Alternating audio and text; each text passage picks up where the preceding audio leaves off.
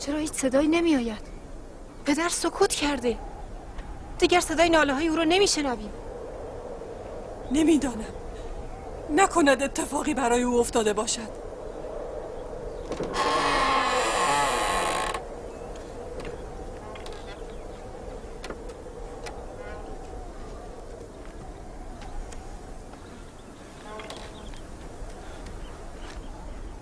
دینه لیا. بله پدر. کاری داشتی؟ برادرانت را به اینجا بخوان، با آنها کار دارم.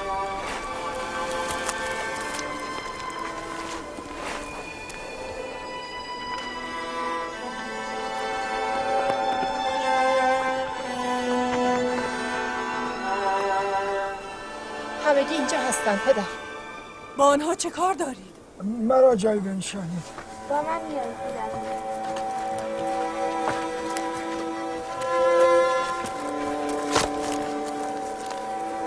بنشینید پدر. بنشینید. برادرانت همه هستند؟ بله پدر، همه هستند. خوب دقت کنید و به سوالاتم پاسخ بدهید. بگویید ببینم، شما که به مصر رفتید چه اتفاقی افتاد؟ مگر قرار نشد با احتیاط بروید و بی سر و صدا بازگردید؟ پس چه شد که گرفتار شدید؟ عزیز مصر مأمور گمارده بود، به دنبال ما میگشتند، در نهایت ما را شناختند. این همه اصرار عزیز مصر برای دیدار با شما؟ آخر چرا؟ وقتی به محضر عزیز مصر بار یافتیم با ما به احسان و ملاطفت رفتار نمود. مخصوصا به بنیامین لطف بیشتری اظهار داشت. پدر، به هنگام تمام هم هر کسی با برادر مادری خود نشست. یعنی عزیز مصر این گونه خواسته بود. بنیامین تنها ماند. عزیز مصر او را در مقابل خود نشاند. با هم غذا می‌خوردند. آنها با هم سخنان پوشیده بسیار میگفتند. بسیار. گریه و خنده را در هم آمیخته بودند. عزیز مصر با بنیامین میخندید و گریه میکرد؟ نه، فقط بنیامین گریه میکرد. از او سوال کردیم، گفت در فراق شما میگرید. گریه برای فراق چند روزه، آن هم در محضر عزیز مصر؟ به عقل نمی گنجد.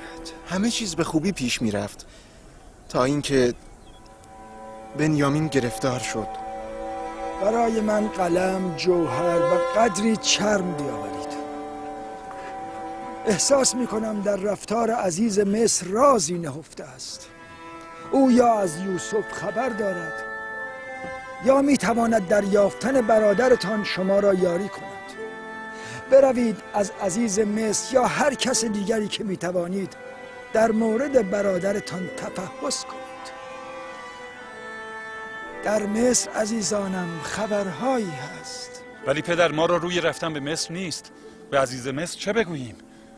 بگوییم از جرم برادرمان درگذر؟ بگوییم باز هم به ما گندم بده؟ بگیرید پدر بزرگ. اینجاست. من نامه ای به عزیز مصر تقریر می کنم. شما هم نامه را ببرید و هم در مورد برادرتان بیشتر تفحص کنید.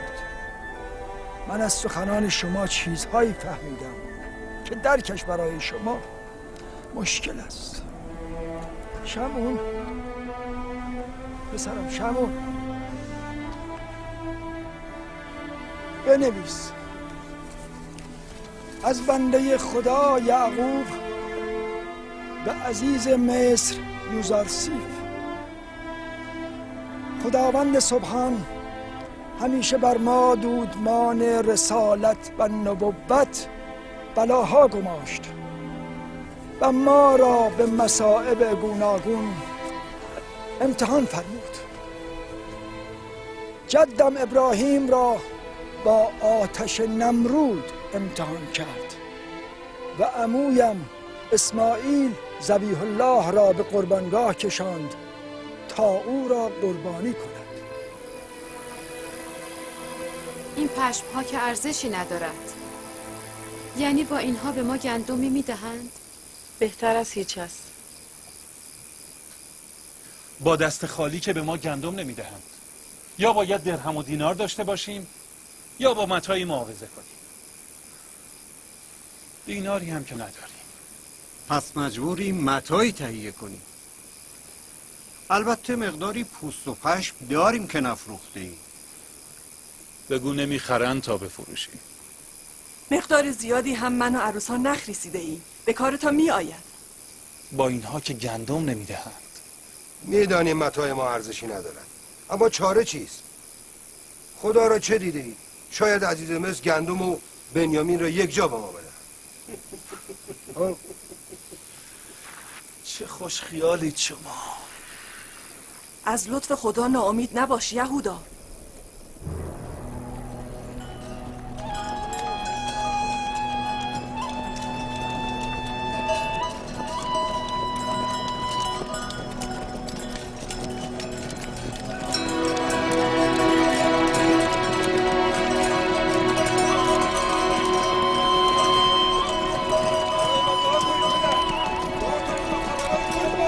در مورد یوسف تفحص کنید. نامه مرا به عزیز مصر برسانید. بدون بنیامین به کنعان باز نگردید. خدا نگهدارتان. خدا نگهدارتان.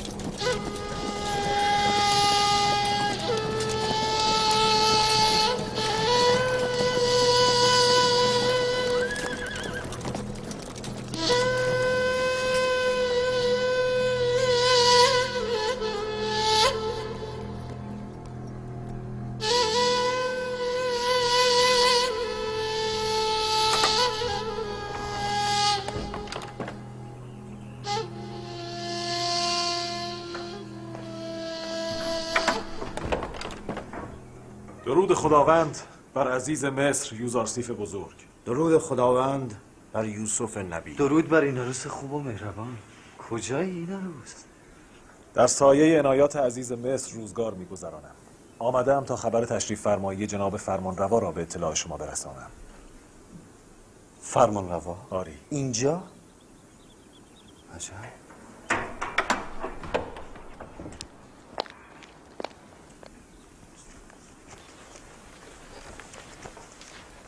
درود بر فرمانروای مقتدر مصر. درود بر نبی خدا. خوش آمدید. خوش آمدید بانو. چه شده که یوزارسیف حکیم کمتر از ما یاد میکند؟ حتما سرگرمی جدید جناب یوزارسیف را مشغول کرده است. اگر میدانستم همسر و فرزندان یوزارسیف را انقدر به خود مشغول میکند که از ما غافل شود، اصلا اجازه ازدواج نمیدادم. ولی ایشان به تازگی گرفتاری دیگری یافتند جناب فرمانروا. پس حدس من درست است. نه خیر بانو. حدس شما منظور من نیست. گرفتاری جدید عزیز مصر برادرانشان هستند. برادرانتون؟ آری. برادرانم را به لطف و عنایت خداوند پس از 30 و چند سال یافتم. این که بسیار خوب است. باید به یوزارسیف تبریک گفت. از پدر بزرگوارتان یعقوب نبی چه خبر؟ هنوز توفیق دیدار ایشان حاصل نشده.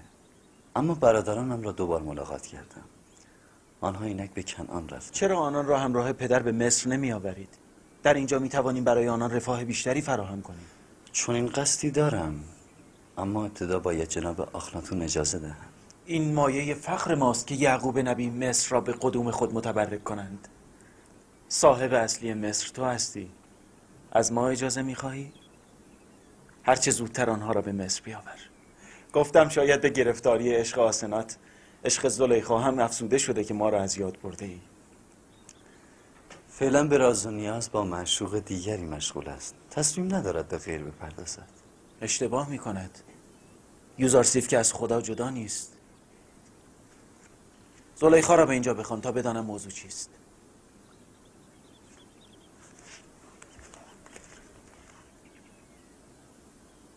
حال خاندان خود را در کجا سکنا می‌دهی؟ در منطقه‌ای به نام کوشن، در نزدیکی منفیس. منطقه‌ای در نزدیکی دلتای نیل با زمین‌های حاصلخیز. این بهترین کار است. با شما موافق هستم. مشروط بر اینکه جناب یوزارسیف با اشتغال به پدر و برادرانش از ما غافل نشوند. ما طاقت دوری یوزارسیف را نداریم. به ما ستم نکنید. این نهایت لطف جناب فرمانروا است.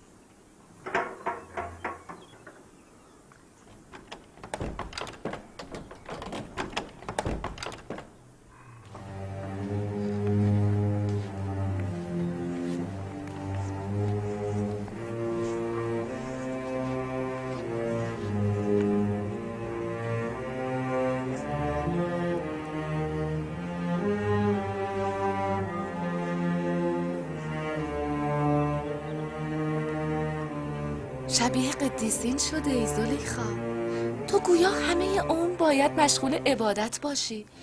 پیشتر از این آمون را میپرستیدی و الهه درگاه او بودی و اینک خدا پرست شده ای و او را تقدیس و عبادت میکنی. ما امروز میخواهیم زلیخا را از عرش به زیر کشیده و با فرشیان قرین کنیم. نیازی نیست جناب فرمانروا. هنوز از حصار تن و زندان دنیا فراتر نرفتم. اراده کنید خاکنشین درگاهم. اگر این چنین است چرا با افلاکیان نرد عشق میبازی و از خاکیان غافلی؟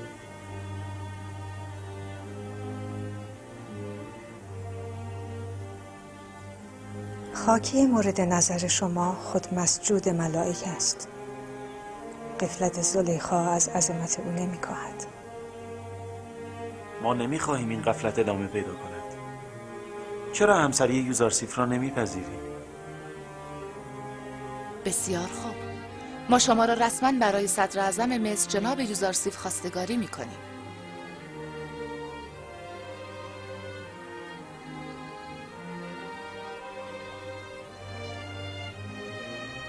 اگر جناب فرمانروا و بانو اجازه دهند، بانو زلیخا چند روزی را فرصت فکر کردن داشته باشد. فرصت فکر کردن دارند، اما اجازه رد کردن ندارند. من پاسخ مثبت میخواهم. شما هر دو برای ما عزیز هستید. نمیخواهیم این وصلت بیش از این به تعویق بیفتد. زلیخا میتواند.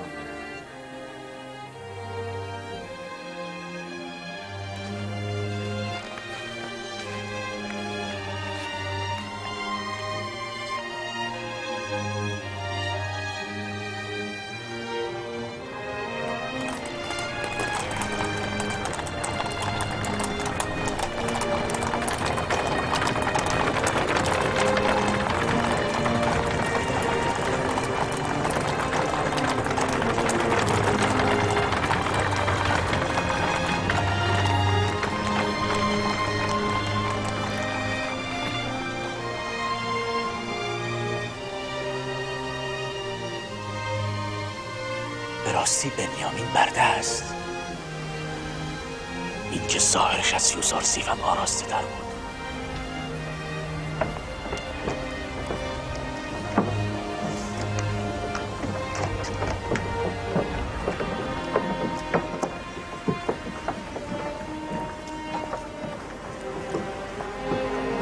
ایسکی برو دریافت.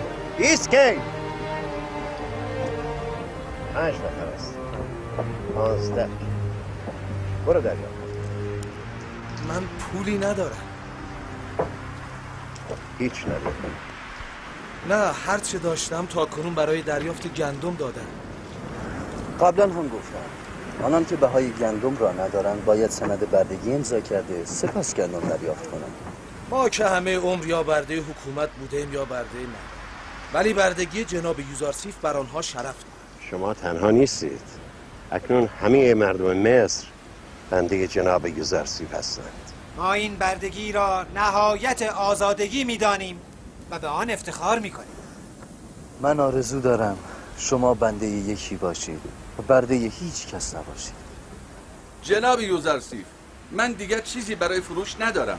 آیا گندم رایگان به من می‌دهید؟ ولی جناب او از ثروتمندترین مردان مصر بوده. در ازای خرید خودش به او گندم بدهید. یعنی برده شوم تا به من گندم رایگان بدهی؟ همه چیزم را گرفتی. خانه‌ام، فرزندانم، اموالم، برده هایم. همسر و فرزندان من برده شمایند. از جان من دیگر چه میخواهید؟ مرا بیچاره کردید. کسی تو را مجبور به خرید گندم کرده؟ آری، قحطی، گرسنگی. اگر گندم نداشته باشم باید بمیرم. در زمان قحطی تو محصولی به سیلیای حکومت تحویل دادی؟ نه، اصلا فکر نمی کردم قحطی رخ دهد. پس تو بهای جانت را میپردازی؟ برای من مرد بهتر از بردگی است. اگر بردگی بد است پس چرا زمانی که ثروتمند بودی 10 برده نگاه می‌داشتی؟ درد من همین است. من که خود روزی 10 برده داشتم، چرا باید اینک برده شوم؟ شاید این گونه درد برده ها را بهتر درک کنی. به هر حال ما کسی را به اجبار به بردگی نمیگیریم. علی جناب، من یکی از برده های او بودم. خیلی به من ستم کرد. فردا تمام مردم تبس باید در حیات معبد آمون اجتماع کنند. علت به بردگی گرفتن بسیاری از آنان را فردا خواهم گفت. فردا چه خواهد گفت؟ چه میدانی؟ به این مرد گندم رایگان بدهید. نباید عزت نفس هیچ انسانی از بین برود. بله جان، حتما.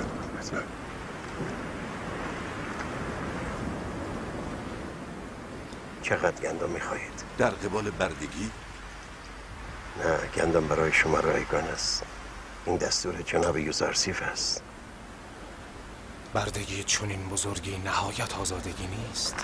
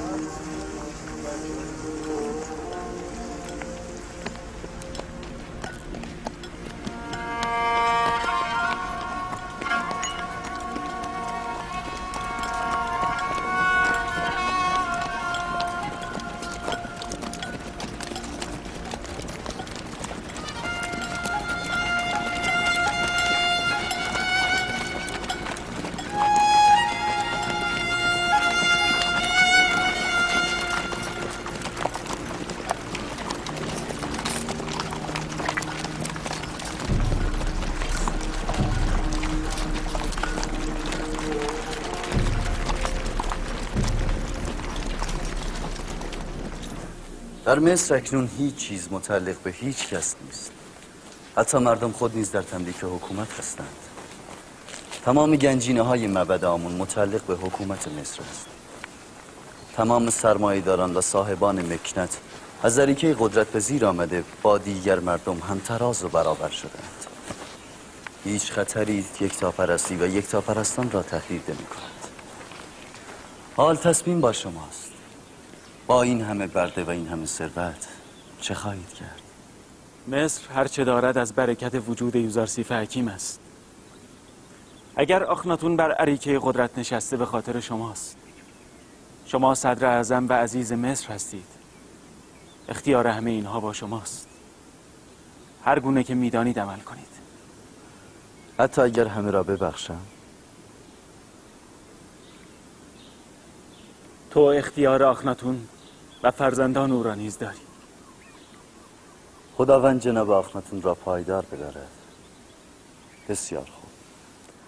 من فردا در معبد و در حضور مردم تبس تصمیم خود را خواهم گفت.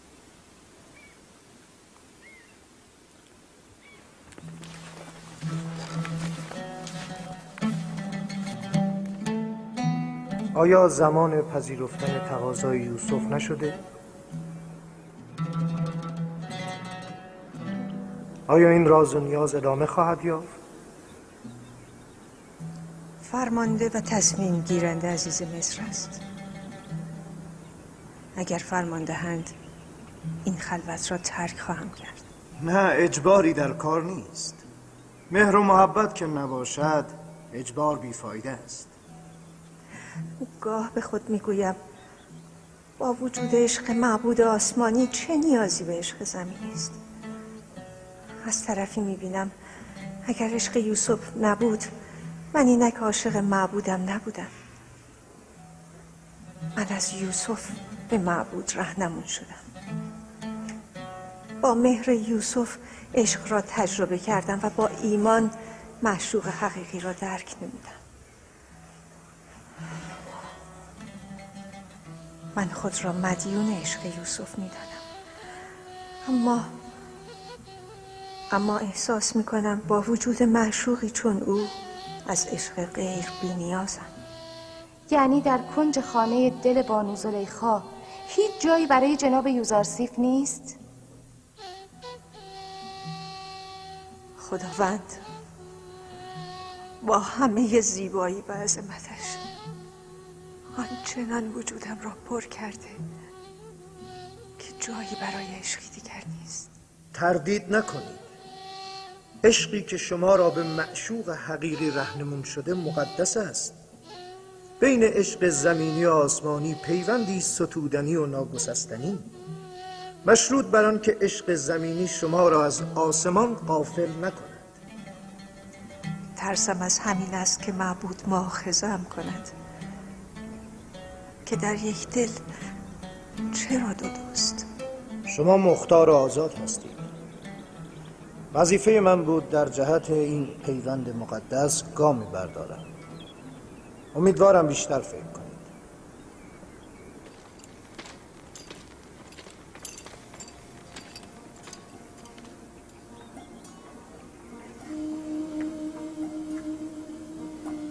بانو، پاسخ جناب آخناتون و مالک را چه خواهید داد؟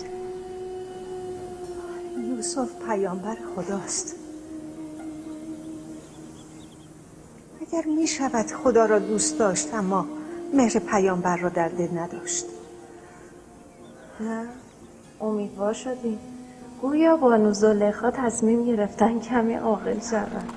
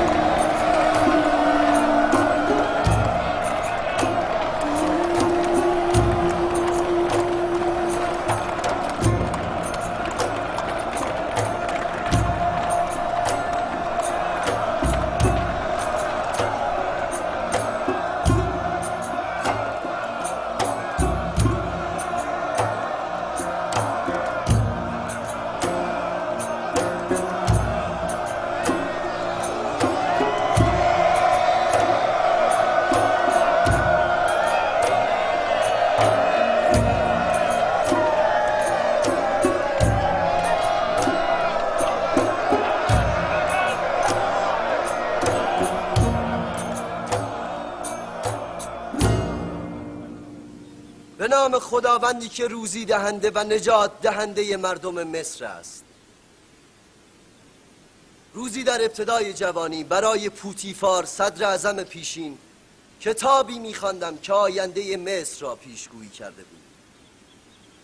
در آن کتاب نوشته شده بود روزی خواهد رسید که در مصر معیارها دگرگون شده، ثروتمندان با فقیران جای خود را با یکدیگر عوض می‌کنند.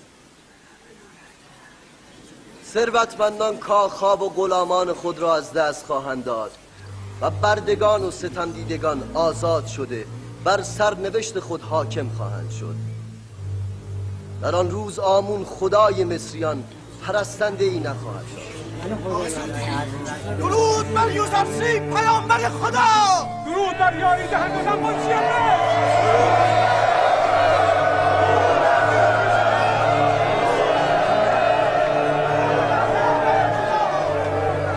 پوتیفار خیلی دلش میخواست روزی شاهد تحقق این پیشگویی باشد، اما عمر او کفاف نداد و اینک شما شاهد تحقق آن پیشگویی هستید.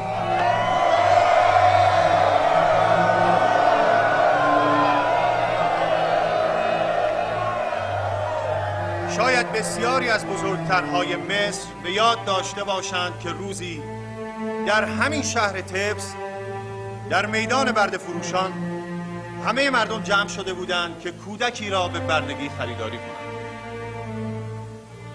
امروز همان کودک برده صاحب و مالک مردم مصر است. یک روز شما می‌خواستید ارباب یوزارسیف بزرگ شوید و اکنون او ارباب شماست. آری، آن روز پوتیفار آن کودک را خریداری کرد و امروز آن کودک همه ما را خریدار شده. میدانستم همان روز آن کودک را با دستان خودم خفه می‌کردم. همه اینها نشانه اراده‌ای فوق اراده ها و قدرتی فراتر از همه قدرت هاست. ولی من تا امروز نه یوزارسیف را ارباب احساس کردم نه خود را برده. چه کس گفته که این بردگیست؟ این بردگی را ما 1000 بار عزیزتر می‌داریم از آزادی و ارباب بودن.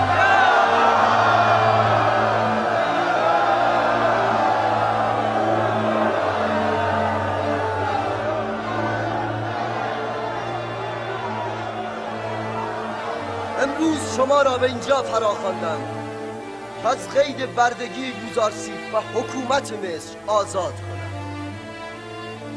مردمی که بندگی خداوند یکتا را پذیرفتند نباید بنده و برده هیچ حکومت و قدرتی باشند.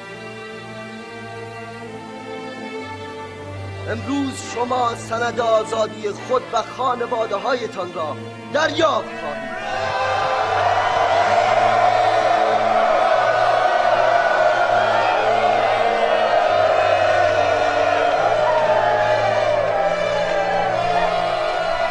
از امروز همه آزادند.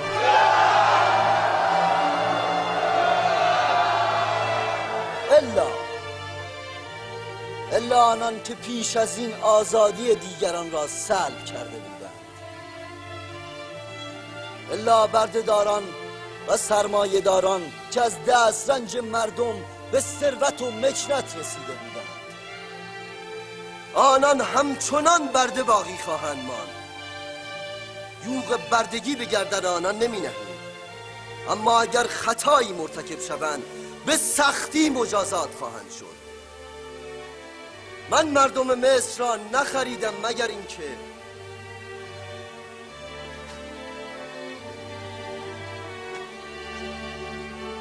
برده ها و ستم دیدگانشان را آزاد و بردهداران و ستمگرانشان را در بند کنند.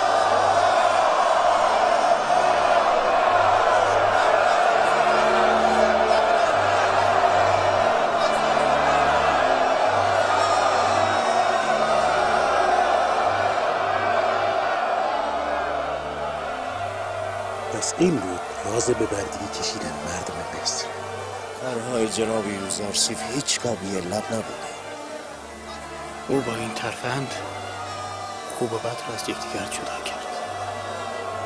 سخنان عزیز مصر بی شباهت به سخنان انبیا نیست. او ناجی مصر است.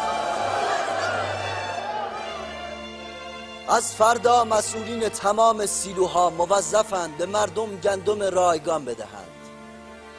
اینک حکومت مصر موظف است شکم مردم را سیر کند، چه آنان که امروز آزاد می شوند و چه آنان که برده باقی می مانند. به زودی به خواست خداوند قحطی پایان می پذیرد. فقط تا پایان زمان قحطی باید رعایت اعتدال و صرف جویی را بنماییم تا دچار کمبود نشویم.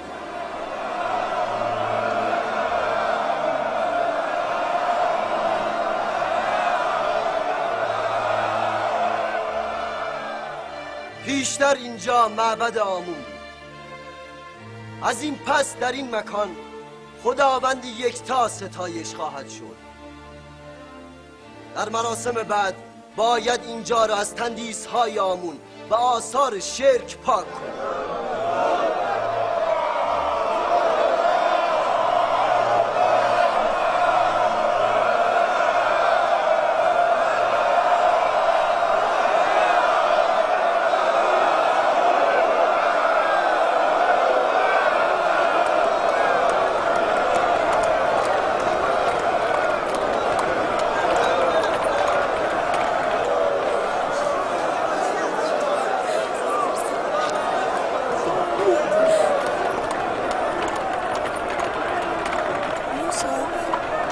یوسف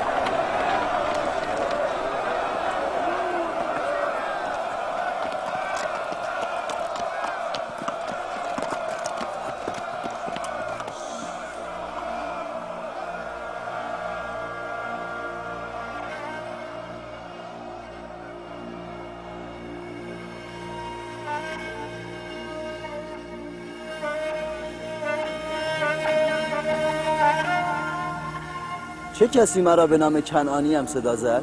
یوسف یوسف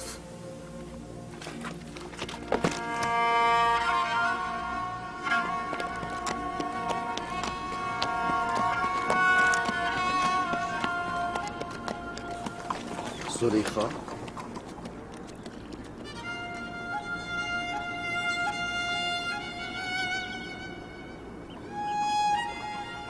تو اینجا چه میکنی؟ به انتظار شما بودم. چرا اینجا؟ از کجا دانستی مرا اینجا خواهی یافت؟ دیروز پس از اینکه شما رفتید از خداوند خواستم اگر صلاح می‌داند مهر رسولش را در دلم جای دهد.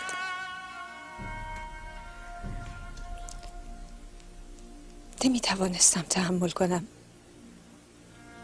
عشق خداوند در قلبم باشد اما از مهر رسولش اثری نباشد.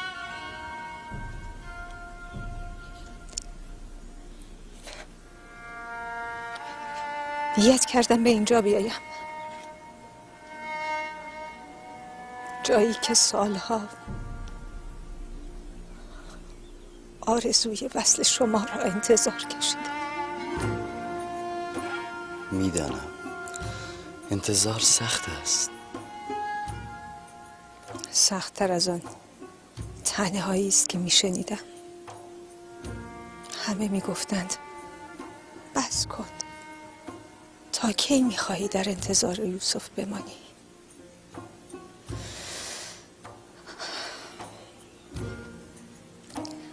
با خود گفتم اگر این بار هم نیامدید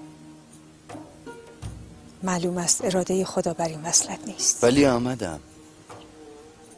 آیا آمدنم نشانه رویدن جوانی عشقی دوباره است؟ من هم آمدم تا نبی خدا مرا چون دیگر مردم مصر به بندگی بپذیرد. ولی من از امروز همه مردم مصر را آزاد کردم. من آزادی نمیخواهم. آمدم تا در بند باشم. مبارک است، این بندگی مبارک است.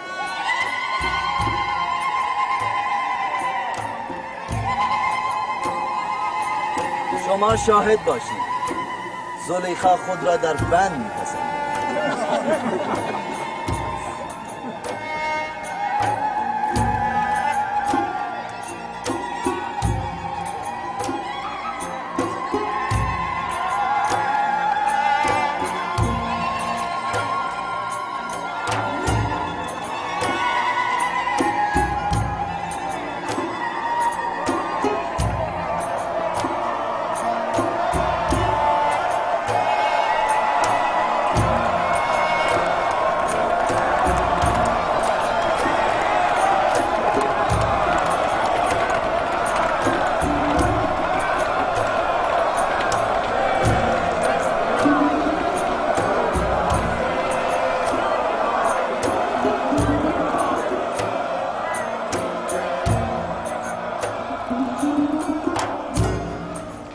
باز هم 10 برادر کنعانی داخل شدید. سپاسگزاریم.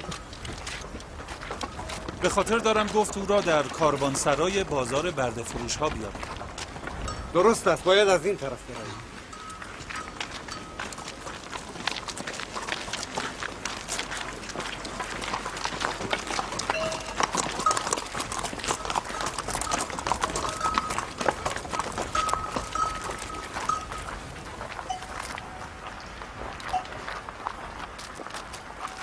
پس لاوی کجاست؟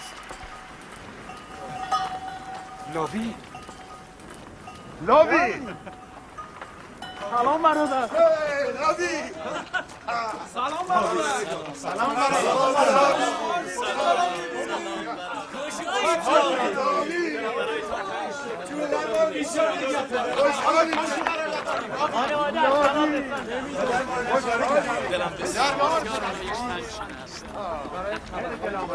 من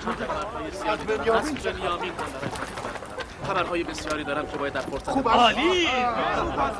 این نامه را برای عزیز مصر فرستاده. تقاضا کرده که بنیامین رو آزاد کنه. باید عزیز مصر را ببینیم. این نامه را باید به دست عزیز مصر برسند.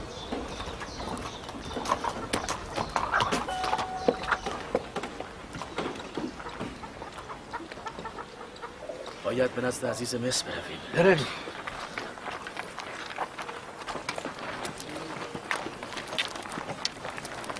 اینجا بمانید، ما باز میگم. ما را بی خبر نگذارید.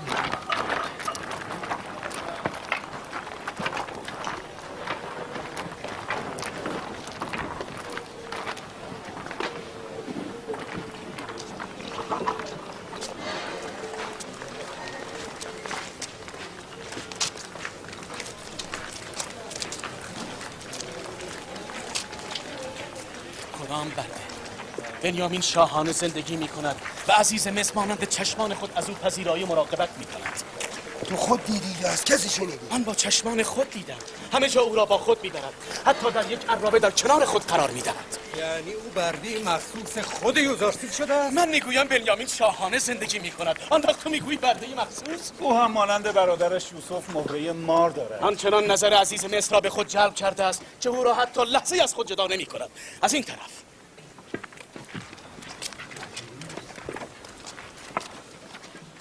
ما باید جناب یوزارسیف را ببینیم. ما از جانب پدرمان برای عزیز مصر پیغامی داریم. اجازه دهید وارد شویم. من این اجازه را ندارم. باید با جناب هرمهب صحبت کنم. شما همکنون اجازه ندارید وارد قصر شوید. جناب مشاور،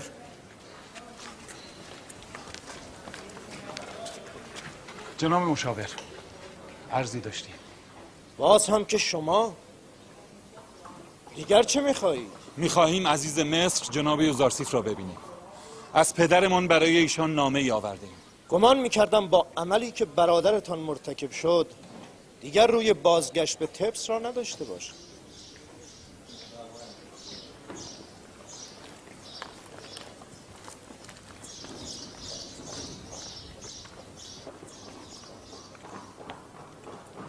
بسیار خوب. با من بیاید ببینم چه میکنم. بروید.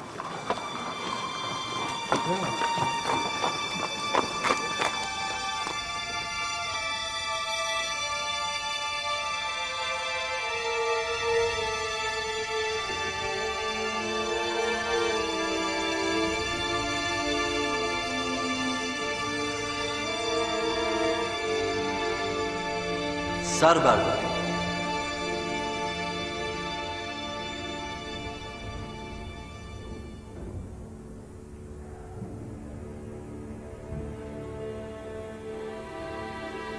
بگویید چه میخواهید؟ اگرچه از خطای برادرمان شرمنده ایم، اما بزرگواری عزیز مصر موجب شد که بار دیگر دست نیاز به سوی ایشان دراز کنیم. هنوز در کنعان قحطی بیداد می کند. ما دیناری برای خرید و متاعی برای معاوضه با گندم نداریم و بضاعتمان بسیار اندک است. فقط مقداری پوست و پشم و نخ آورده ایم که میدانیم اصلا در خور اعتنا نیست. امیدواریم عزیز مصر در قبال این متاع ناچیز امسال هم قبیله بنی اسرائیل را از قحطی نجات دهند. بسیار خوب. دستور میدهم این بار هم به شما گندم بدهم، اما در نوبت بعد باید بهای آن را به طور کامل بپردازید. سپاسگزاریم. خداوند سایه عزیز مصر را بر سر ما پایدار بدارد. تقاضای دیگری هم داریم که امیدواریم عزیز مصر آن را بپذیرند. میشنوم.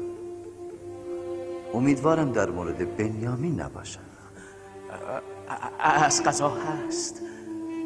عاجزانه از عالی جناب تقاضا داریم که او را با ما به کنعان بفرستند. پدرمان دیگر تحمل دوری او را ندارند.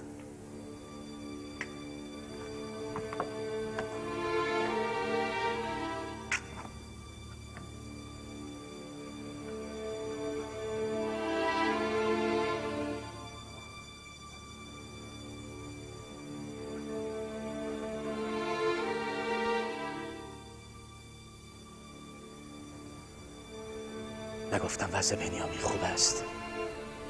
هیچ شباهتی به مردها ندارد. نامه پدر.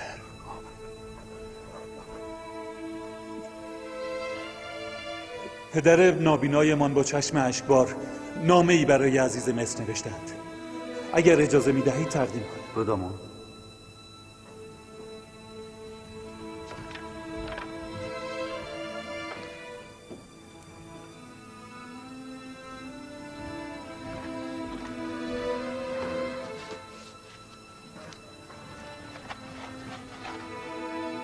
از بنده خدا یعقوب به عزیز مصر یوزارسیف. خداوند سبحان همیشه بر ما دودمان رسالت و نبوت بلاها گماشت و ما را به مصائب گوناگون امتحان فرمود. جدم ابراهیم را با آتش نمرود امتحان کرد و عمویم اسماعیل ذبیح الله را به قربانگاه کشاند تا او را قربانی کند و مرا نیز به فراق فرزندی که نور چشم و قوت قلبم بود مبتلا کرد. روز او را به صحرا بردند و پیراهن خونینش را باز آوردند. پسری داشتم که از مادر با یوسف برادر بود. بو یوسف را از او استشمام می کردم و به جای یوسف او مرهم قلب داغدارم بود. برادرانش او را نزد تو آوردند و باز نگرداندند. شما او را به جرم دزدی به بردگی گرفتید. تردیدی نیست که سرقت را با اهل بیت رسالت نسبتی نیست. مخلص سخن این که مرا از فراق فرزندان نه توش و توانی مانده و نه نور بصری. از شما میخواهم فرزند در بند مرا به سوی این پیر درمانده بازگردانید و مرا از غم رهایی بخشید. در این صورت تو را به دعای خیر مدد خواهم بود و اگر جزی کنی و بر این مهنت کشیده ترحم ننمایی، از جگر سوخته ناله‌ای سردهم که لهیب آن تا 7 پشتت را خاکستر کند و تو را توان مقاومت در برابر شرار آن نباشد. بنده خدا یعقوب.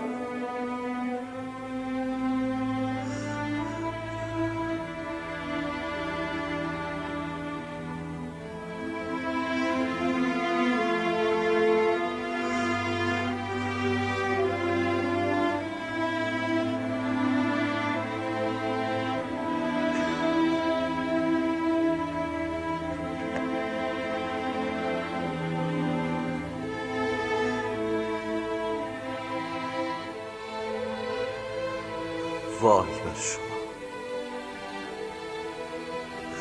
با یوسف چه کردی؟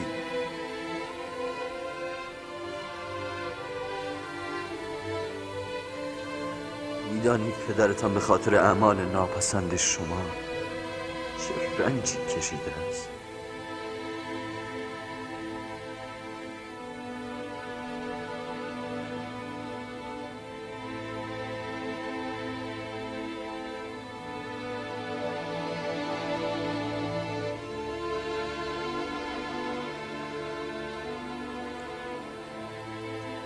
گمان میکنم ذهن عزیز مصر را نسبت به ما مشوه کردند. ما گناهی نسبت به برادر و پدر خود مرتکب نشدیم. آن سند را آوردی؟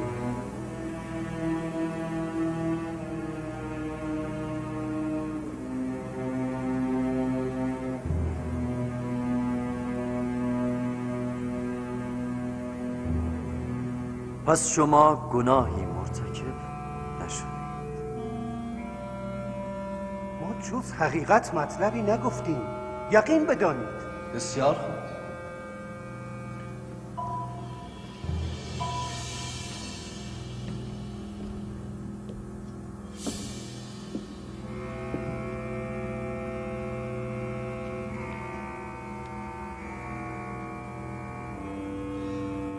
ما 10 برادر از اهالی کنعان برده خود یوسف را به مالک ابن زر به 18 درهم فروختیم، مشروط بر اینکه او را به سرزمین مصر یا سرزمین دوری ببرد که توان بازگشت به کنعان را نداشته باشد. لاوی و شمعون این نامه را مهر کردند. ظاهرا این خط شمعون است. شمعون کدام یک از شماست؟